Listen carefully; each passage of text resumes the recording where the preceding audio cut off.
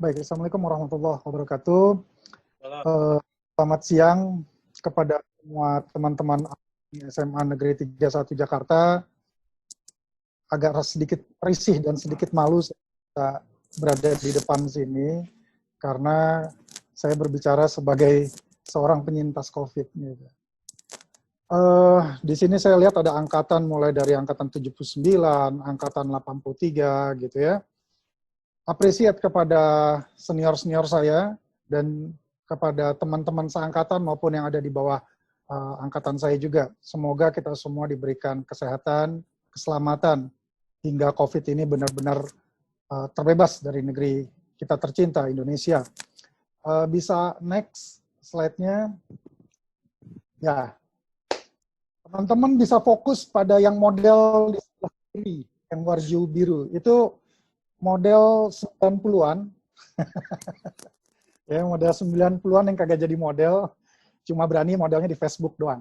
Jadi, kenapa saya tampilkan gambar saya sendiri, tentunya bukan untuk narsis, tetapi sebagai sebuah refleksi dari perilaku kita semua, bahwa masih banyak di antara kita, semoga teman-teman yang ada di dalam ruangan ini, dalam ruang virtual ini tidak melakukan hal yang seperti saya lakukan.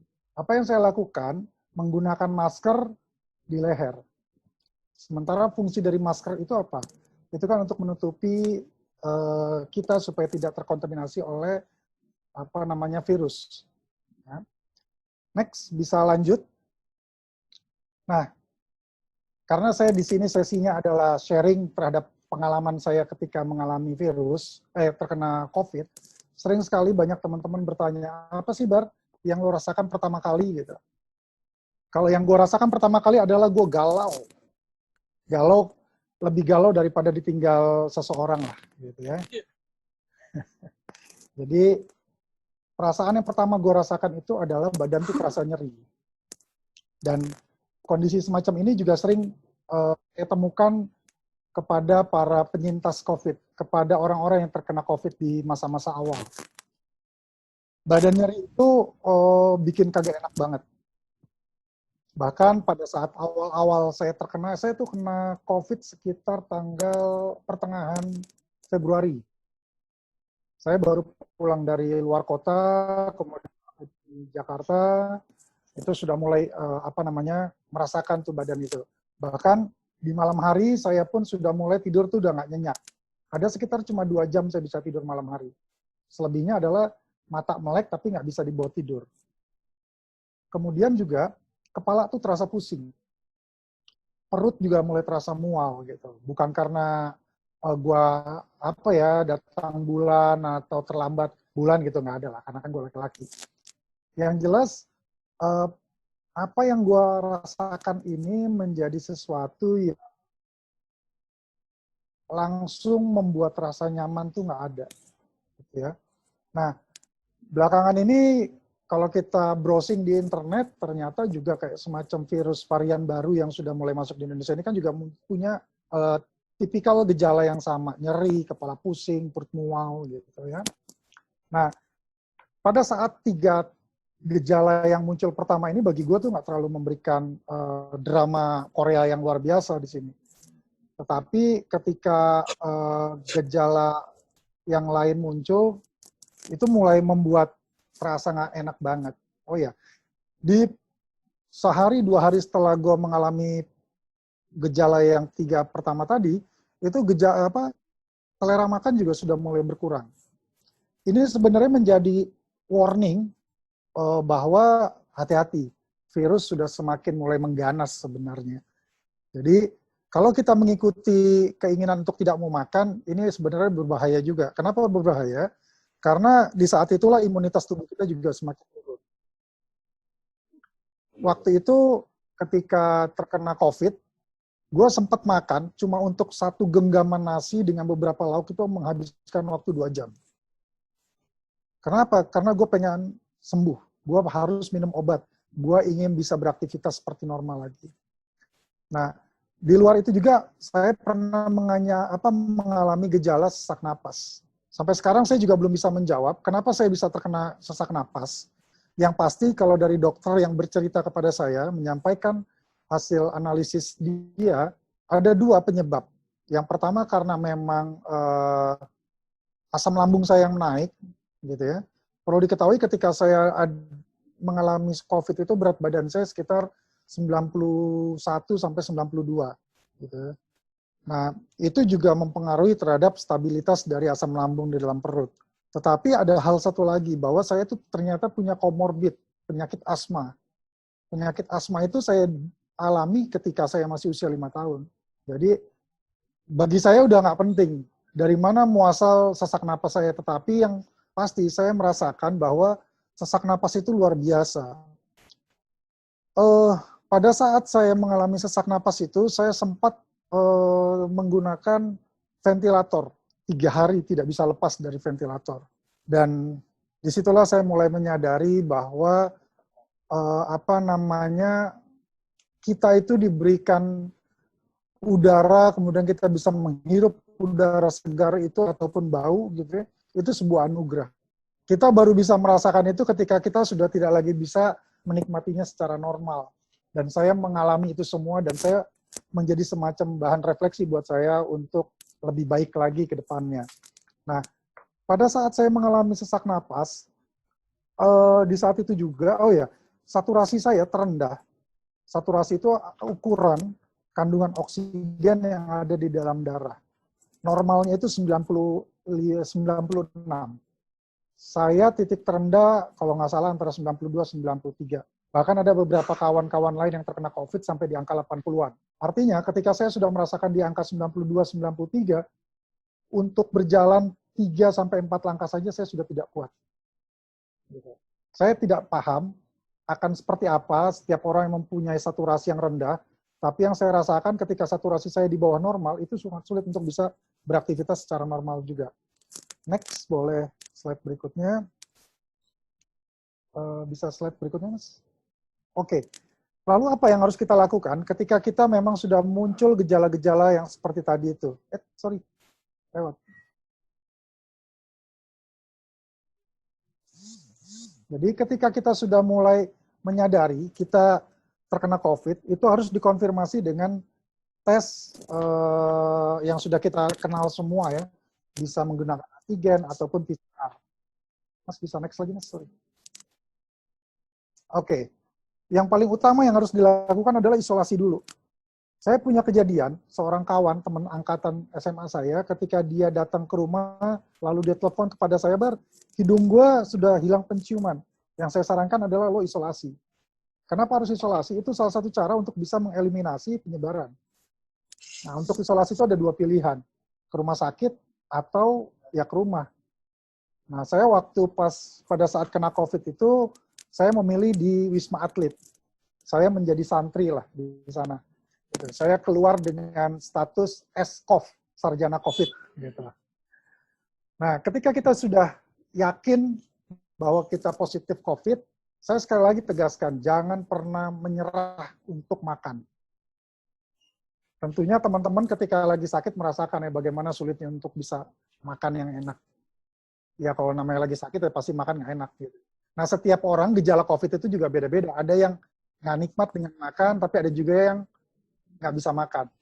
Nah, ketika saya nggak bisa makan, inilah saya merasakan sisi lain dari manfaat saya kena COVID. Kenapa saya bilang kena COVID itu bermanfaat? Saya itu berat badannya sudah kategori overweight. Sebelum saya masuk ke Wisma Atlet, pada saat saya masih ada di luar kota, beberapa hari sebelumnya, itu jangan-jangan berat badan saya hampir sekitar 96, 98 mungkin. Tapi ketika saya kena COVID, dan saya menimbang di Wisma Atlet, ternyata sampai 91. Gitu ya. Dan itu membuat saya menjadi happy juga, meningkatkan imunitas tubuh saya ketika saya mengetahui hal itu. Nah, berikutnya ketika kita sudah mulai kena COVID, orang tuh sering gampang bilang begini, lu jangan stres. Itu hal yang paling mudah diucapkan, tapi paling sulit untuk diaplikasikan. Gimana caranya? Nonton hiburan. Salah satunya adalah nonton YouTube. Kemudian jangan lupa berolahraga. Next. Nah, kalau di Wisma Atlet itu kita enak dibandingkan di rumah sakit ya. Kalau di rumah sakit dari cerita dari kawan-kawan biasanya mereka nggak bisa untuk keluar kamar. Kalau di Wisma Atlet itu kita masih bisa. Jadi ketika kita sudah tahu gejalanya, kemudian apa yang harus kita lakukan, Itu kan dari level internal kita ya. Nah, di dalam eksternal, di eksternal lingkungan, kalau bisa teman-teman yang ada di sini, saya berharap sih teman-teman yang ikut dalam forum ini jangan sampai kena COVID. Tapi ini yang sebenarnya bisa dilakukan oleh teman-teman yang ada di dalam ruangan ini. Apa? Kirim sesuatu kepada teman-teman yang kena COVID. Kirim makanan. Saya merasakan pada saat saya kena COVID di Wisma Atlet, teman-teman saya mengirim makanan, itu saya merasa menjadi happy banget. Imunitas tubuh saya naik. Walaupun itu makanan juga belum tentu bisa saya makan. Tapi itu bentuk kepedulian kita kepada orang yang kena COVID. Dan itu secara tidak langsung meningkatkan imunitas kepada orang yang terkena COVID. Gitu. Lalu berikutnya, jangan pernah dikucilkan. Kenapa saya bilang jangan pernah dikucilkan? Di lingkungan rumah saya, memang tidak ada yang berbicara langsung kepada saya. Tetapi saya merasakan ada cerita-cerita di belakang, oh itu kena COVID, harusnya dia nggak boleh keluar rumah, dan lain sebagainya. Nah, hal-hal kayak gitu jangan. Karena COVID itu sebenarnya sama dengan penyakit flu biasa. Bedanya karena kalau COVID itu penyebarannya yang luar biasa, cepat, dan dia bisa menjadi stimulus buat penyakit-penyakit yang lain. Gitu. Dan apa yang lagi yang bisa kita lakukan? Kirim pesan positif. Tadi ada seorang kawan saya bercerita ketika kawannya, lingkungan rumahnya kena positif, yang dia lakukan itu adalah dalam tanda kutip membuli. Bulinya seperti apa? Ya ngeledek-ledekin, ya kan? Lalu ini mungkin nggak bisa dicontoh, tapi bisa untuk diketahui. Kirimin aja foto-foto vulgar yang membuat teman itu bisa menjadi ketawa, ya kan? Intinya adalah semangat bagaimana kita bisa memberikan imunitas tubuh kawan yang kena COVID itu bisa naik. Karena kunci utama dari penyembuhan penyakit COVID adalah tingkatkan imunitas tubuh. Dan terakhir adalah kita harus tegaskan juga dalam cara berpikir kita bahwa COVID itu bukan aib. Kalau tadi kita nonton video ya, saya terus terang terenyuh. Ketika itu, saya yakin itu di masa-masa awal. Ada orang yang kena COVID, mau dikuburkan, tapi malah dihalang-halangi gitu ya. Saya berharap sih teman-teman di sini lebih kepada support yang dibutuhkan. Seperti apa rasa sakitnya, yang pasti jangan pernah mengalaminya. Seperti itu. Next slide-nya. Saya nggak bakal banyak untuk berbicara dalam ruangan kali ini. Intinya saya hanya bilang bahwa COVID itu bisa sembuh, guys. Jangan lupa untuk terus berhibur. Saya ada sedikit video pengalaman saya saat di Wisma Atlet. Semoga bisa diputar dan disimak. Ini pengalaman saya waktu di Wisma Atlet.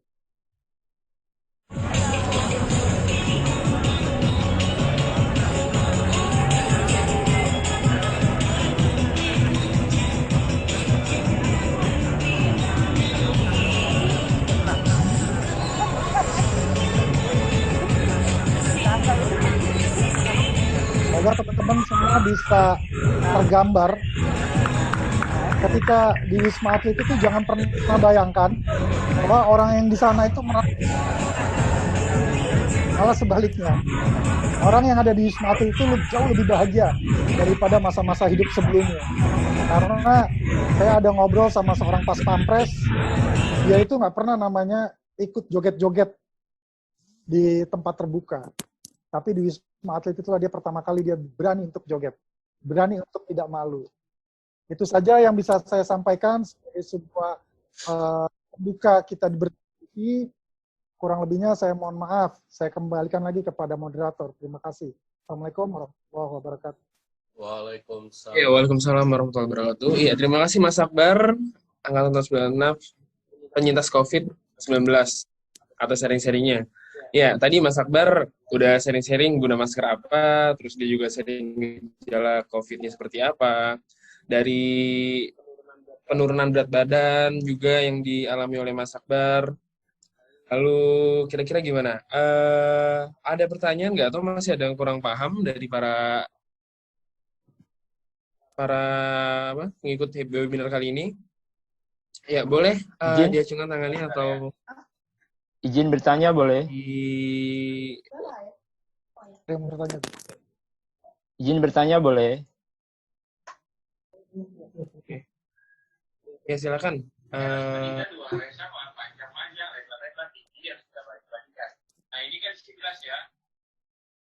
Izin ya, Pak. Mas Akbar. Saya mau tanya terkait dengan tadi itu yang saya lihat tuh waktu di Wisma Atlet lagi ada apa ya, bola gitu ya. Itu kok kayak kelihatan nggak pakai jarak ya, Mas? Bisa dijelasin, Mas? Iya. Jadi ini ada sebuah pertanyaan juga, saya sekaligus menjawab apa yang ada di ruang chat. Memang benar, antara ketika kita memilih isolasi di rumah sakit dengan di Wisma Atlet itu treatmentnya sangat berbeda. Kalau di rumah sakit itu pengalaman kawan-kawan saya yang terkena COVID, mereka hampir bisa dikatakan terisolasi sekali di dalam kamar, tidak bisa kemana-mana, gitu ya. Jadi ini pengalaman saya pribadi ya, bukan menjadi sebuah premis atau kesimpulan dari medis, bahwa untuk bisa sembuh dari penyakit ini adalah membangun psikologis orang yang terkena COVID itu bisa sembuh. Gimana caranya? Bawa enjoy. Nah, itulah yang membuat dia menjadi berbeda antara orang yang diisolasi di rumah sakit, ya, atau di sekarang ini banyak nih, kayak di mana di Ancol tuh ada rumah sakit darurat. Tapi juga tempatnya tidak seenak kayak di rumah sakit, kayak di Wisma Atlet. Nah, tadi pertanyaannya kembali lagi saya mau jawab yang dari Mas Edi tadi. Jadi, saya tuh ketika baru masuk ke sana, saya kan masuk malam ya, baru paginya saya melihat, saya sempat shock. Dari mulai malam saya mendaftar di Wisma Atlet sampai besoknya saya turun ke aula yang tadi saya rekam itu saya sangat shock. Kenapa? Itu orang udah nggak lagi pakai namanya jaga jarak. Mungkin saya berpikirnya gini, hukum fisika kali ya, positif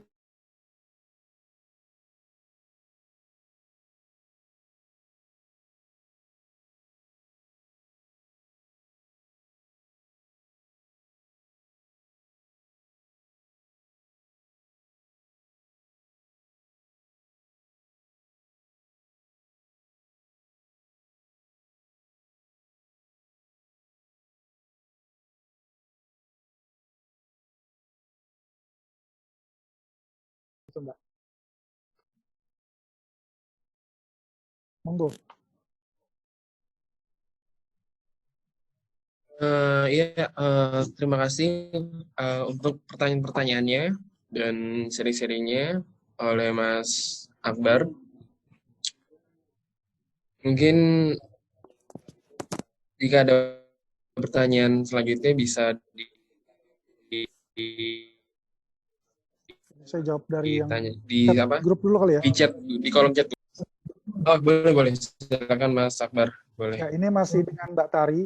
Mbak Tari ini salah satu penyintas COVID. Alhamdulillah beliau hari ini sudah sembuh ya. Oh ya, Mbak Tari ada video juga nggak ya? Kalau ada video boleh juga. Gitu. Tapi yang jelas saya hanya ingin bilang bahwa kenapa sih kita harus waspada terhadap COVID, dan saya harap hadirnya forum ini bisa membuat kita semua tidak lagi mengacukan COVID. Gitu. Kenapa? Ini sharing langsung dari Mbak Tari di grup chat. Beliau tuh sampai 8 rumah sakit ditolak. Fakta sekarang ini, untuk bisa masuk rumah sakit memang sangat sulit. Makanya sekarang banyak rumah sakit darurat ya, untuk Jakarta. Tidak untuk di luar Jakarta. Saya sebenarnya mulai terpapar virus COVID itu dari Jambi. Kami akhirnya memutuskan untuk kembali ke Jakarta. Kenapa? Karena proses penanganan medis yang ada di Jambi sana tidak secepat seperti yang ada di Jakarta. Jadi teman-teman yang masih ada di Jakarta masih cukup bersyukur, proses penanganan secara medisnya insya Allah masih lebih baik lah dibandingkan di daerah lain. Paling tidak itu yang saya lihat dan saya rasakan.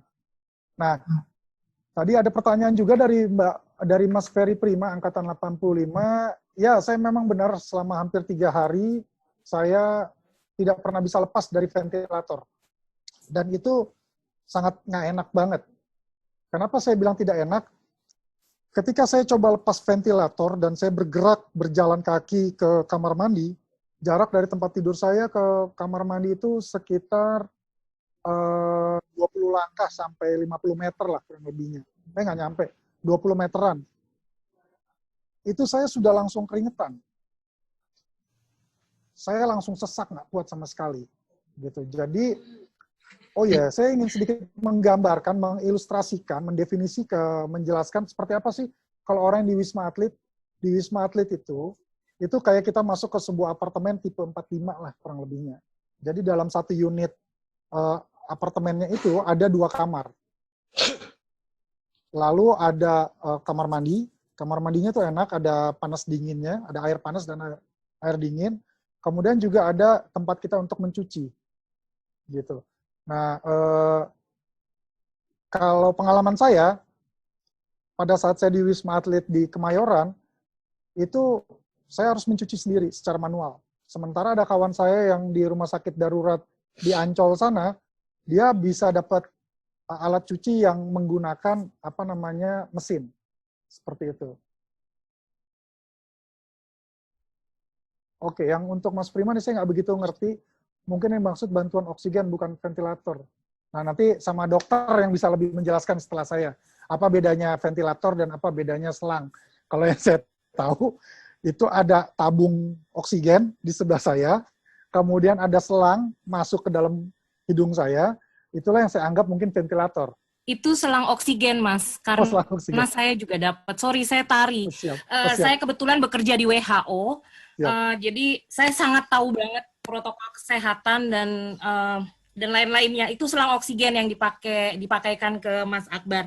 Ventilator hanya diberikan kepada pasien-pasien di ICU yang sudah parah banget, seperti kayak kemarin Rina Gunawan ya, atau Pak Gatut barangkali. Jadi ventilator itu tidak bisa diberikan kepada pasien yang masih bisa duduk. Kalau saya tuh 13 hari saya tidak bisa bangun sama sekali, Mas. Itu nggak bisa bangun. Pakai baju dari rumah sakit yang nggak ada kancing, dan pakai pampers orang dewasa, nggak boleh pakai baju daster, nggak boleh pakai celana dalam, nggak boleh pakai apapun. Itu bedanya dengan yang di Wisma Atlet ya. Mbak Tari, videonya dong. Ya begitu. Mbak Tari, videonya dong. Mbak Tari mungkin bisa sharing ya, video kondisi itu. Tetapi prinsipnya yang ingin mungkin bisa kita sharing di sini, baik saya maupun Mbak Tari, adalah bahwa kita tidak ingin mengeksploitasi penyakit yang kita rasakan. Tapi kita ingin sharing bagaimana kita bisa sembuh dari penyakit itu, dan teman-teman yang belum terkena harus waspada.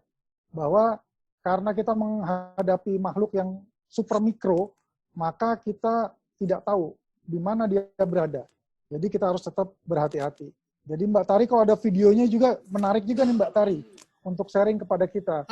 Lalu sayangnya orang namanya lagi sakit, jadi saya nggak kepikiran bikin video ya waktu itu ya. Kan saya 12 hari nggak bisa berbuat apapun. Cuma begini ya, Mas Akbar dan teman-teman yang lain, kakak-kakak, adik-adik, saya tuh orang yang parno banget pergi keluar. Parno banget, karena saya orang WHO kali ya, udah dijejelin macem-macem sama bos-bos di kantor. Saya tuh nggak mau keluar gitu, tapi waktu itu terpaksa banget ke rumah sakit. Saya terpaksa banget ke rumah sakit karena harus ngantar suami saya ya. Suami saya kebetulan kena COVID duluan gitu. Saya sudah melindungi diri saya sendiri dengan segala macam, tapi ya nggak tahu ya akhirnya jadi. Interupsi. Kalau bisa gambarnya dong. Saya lagi pakai daster. Nggak siap buat tampil, maaf. Saya juga nggak mau lama-lama. Ya. Mau ada saya ada Webex meeting nanti jam 3. Jadi pokoknya saya cuma mau bilang begini, benar kata Mas Akbar, kita harus hati-hati. Tapi pada saat kita sudah terkena, mau nggak mau, pada saat itu tuh saya udah nggak bisa bilang, ya Allah kok kenanya ke saya ya? Kenapa kok saya bisa ini juga? Mungkin yang harus dilakukan kita saat itu adalah ya udah ikhlas, pasrah. Dengan ikhlas itu ya udah kita bisa terbangun imunitasnya pelan-pelan. Itu luar biasa ya, maksudnya itu bisa nahan lapar ya. Jadi saya cuma ngandelin infus, RDL sama air minum ya, air putih, air hangat, udah itu aja. Ya. Dan satu lagi pesan saya cuma ikhlas, ikhlas aja deh. Mau digimanain emang udah takdirnya begitu ya sudah. Mau itu dengan begitu mungkin bisa bantu imunitas. Gitu aja Mas Akbar, terima kasih banyak. Terima kasih banyak Mbak Tari sharingnya. Oke. Assalamualaikum warahmatullahi wabarakatuh.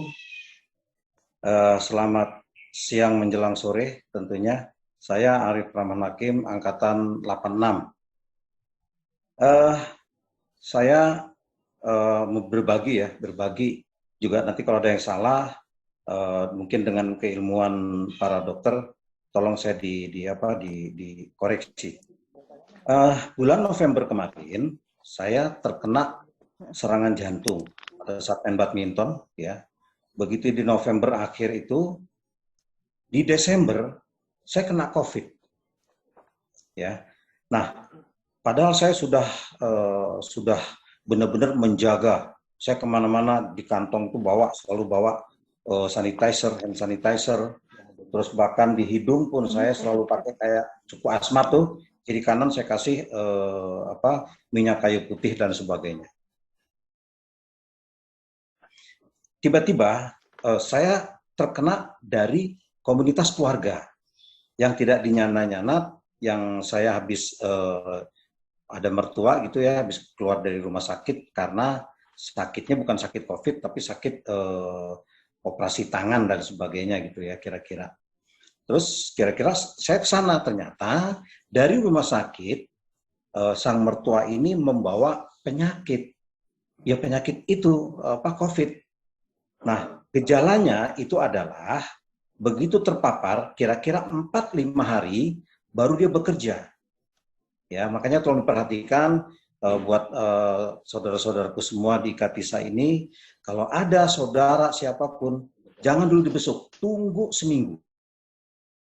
Setelah seminggu yang bersangkutan tidak sakit, monggo silakan dilakukan pembesukan dan sebagainya. Nah, saat itu hari Sabtu saya ketemuan, Senin saya sudah mulai badan nggak enak dan kami sekeluarga kena semua. Terus saya juga punya prinsip begini, ternyata pasien COVID yang masuk rumah sakit bukan tambah benar, tapi tambah parah. Itu yang saya lakukan. Akhirnya tetap saya coba berkonsultasi dengan klinik COVID. Ya, kebetulan saya bekerja di BUMN, di Bank Negara. Kebetulan posisi saya di cabang Malang, ya, cabang Malang. Terus akhirnya di RSSA saya diberikan ini dan sebagainya. Bahkan saya lapor ke ke puskesmas. Bukan tambah ini, malah puskesmas mengekspos ke RT. Jadi saya seperti terisolir, it's okay, nggak ada masalah. Saya tutup pintu itu, ya, saya tutup pintu rumah dan sebagainya. Akhirnya kami semua GrabCar atau Gokar, ya, Gojek, ya, Gojek untuk pesan obat. Nah, saran saya teman-teman yang belum terkena maupun yang sedang terkena, ya, itu banyak-banyaklah minum vitamin.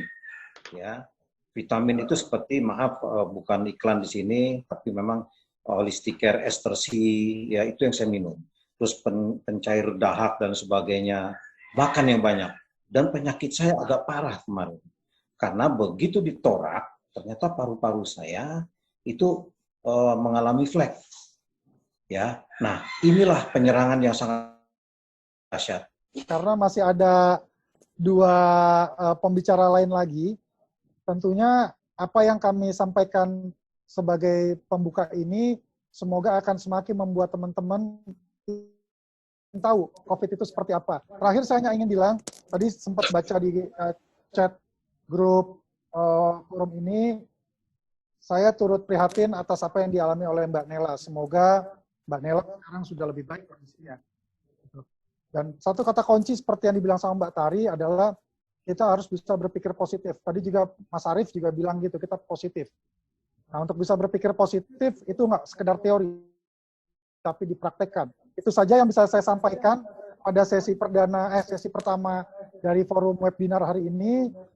Tentunya teman-teman masih banyak mau bertanya, nanti bisa kita lanjutkan di sesi berikutnya. Saya serahkan dan saya kembalikan kepada moderator.